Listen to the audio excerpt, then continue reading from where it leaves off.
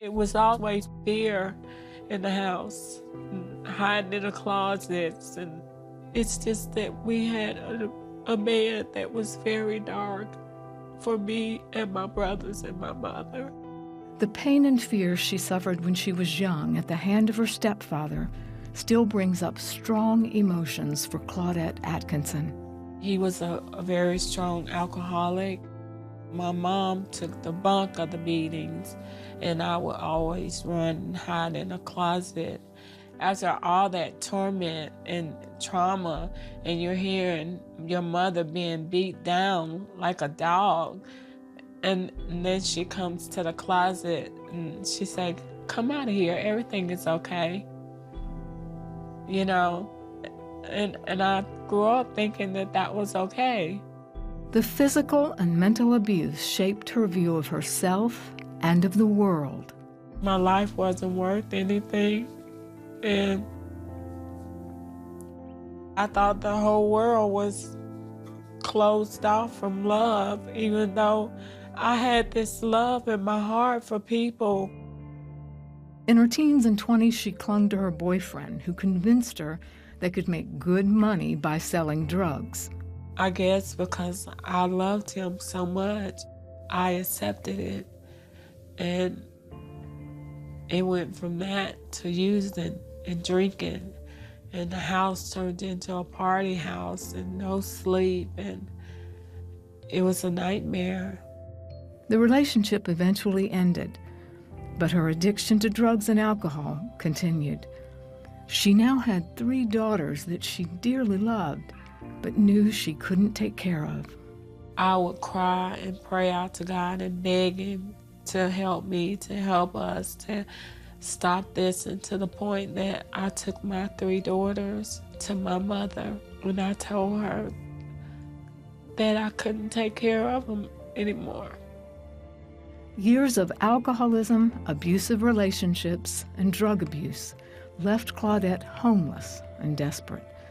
As she begged for money at a gas station, a stranger offered to help. He asked her to follow him to a nearby house. She had no idea what would happen there.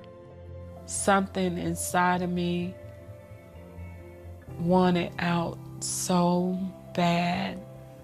I wanted out, and I had no idea what was here waiting for me. He took her to his pastor's house, where they were having a small group Bible study. Dave and Treva Thompson welcomed her. We wanted to do our best to make her feel at home, at our home. She was at a really low point and just grasping for air, so to speak, and in need of, what only God could do for her.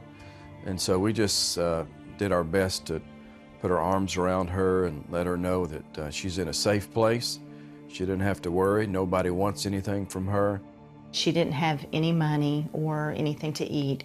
She began to share with us that she struggled with addiction, and we began to share with her how much that Jesus loved her. I don't know all these people, and they're packing me up food and all this, and she comes out of the room with $20, and she said they said you needed something. It wasn't long till she understood, what we were trying to do for her was just what God had done for her on the cross. She finally, I think, saw a love that she had not seen at any other time in her life. Not our love. She saw the love of Christ. They began to meet regularly. Claudette soon prayed to become a Christian and asked God to set her free from what she thought was a hopeless alcohol addiction. I started crying, and I was begging the Lord, begging him. I said, "Why won't you deliver me? I've seen you deliver other people. Why won't you deliver me, Lord?" A voice said, "Walk in it." Like somebody was standing over my shoulder and bent down and said, "Walk in it." It was like something supernatural took over, and I said, "I've been delivered all this time. I just wasn't walking in it. He already delivered me." From that moment, Claudette was completely set free from drugs and alcohol. She has been sober for over 13 years.